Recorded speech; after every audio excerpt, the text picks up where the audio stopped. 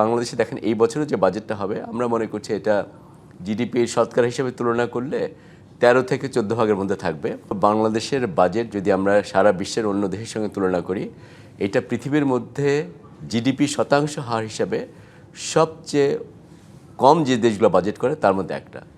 উদাহরণ বলতে পারি, বাংলাদেশে দেখেন এই বছরও যে বাজেটটা হবে আমরা মনে করছি এটা জিডিপির শতকরা হিসেবে তুলনা করলে 13 থেকে 14 ভাগের মধ্যে থাকবে। কিন্তু গড়ে পৃথিবীর উন্নয়নশীল দেশ তারা প্রায় 25 ভাগ তাদের জিডিপি পাবলিক স্পেন্ডিং বা বাজেট আকারে করে। সেই তুলনায় চিন্তা করলে বাংলাদেশ কিন্তু আমরা এখনও পেছনে। এবং এইটার কারণ হচ্ছে যেহেতু আমাদের বাজেটের আকার ছোট, এবং ফলে যেটা হয় যে আমরা সবসময় শিক্ষা, স্বাস্থ্য এর মতো গুরুত্বপূর্ণ খাতে দীর্ঘদিন ধরে কিন্তু কম পাবলিক স্পেন্ডিং করতে পেরেছি, এবং সেটার কিন্তু একটা ভয়াবহ পরিণতি কিন্তু আমরা দেখেছি।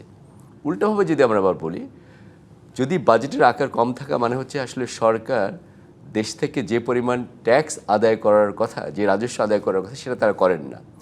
যদি সরকার রাজস্ব আদায় কম করেন, কালার এক্সপার্ট ডার্ক স্যাপ এবং মাইল্ড অন হ্যান্ডস টেকনোলজি সমৃদ্ধ অরিক্স অ্যাডভান্স ডিটারজেন্ট পাউডার আপনার লন্ড্রি এক্সপার্ট। তর্ক করা যেতে পারে যে সেটার একটা বেনিফিট কিন্তু যারা ব্যবসা বাণিজ্য করছেন, যারা ভোক্তা আছেন, তারা পান, ফ্যাসিলিটি ক্রিয়েট করা এবং হচ্ছে। এই জন্য মনে করা হয় যে বাংলাদেশের অর্থনীতি বেনিফিটেড হয়েছিল যেহেতু এটা লো ট্যাক্স ইকোনমি। কিন্তু এইটার একটা সীমাবদ্ধতা আছে। দীর্ঘদিন ধরে যদি আপনি পাবলিক স্পেন্ডিংকে কমিয়ে রাখেন, তাহলে একটা পরে দেখা যাবে যে আমরা যথেষ্ট পরিমাণে অবকাঠামোতে বিনিয়োগ করতে পারছি না, আমরা সামাজিক উন্নয়নে বিনিয়োগ করতে পারছি না।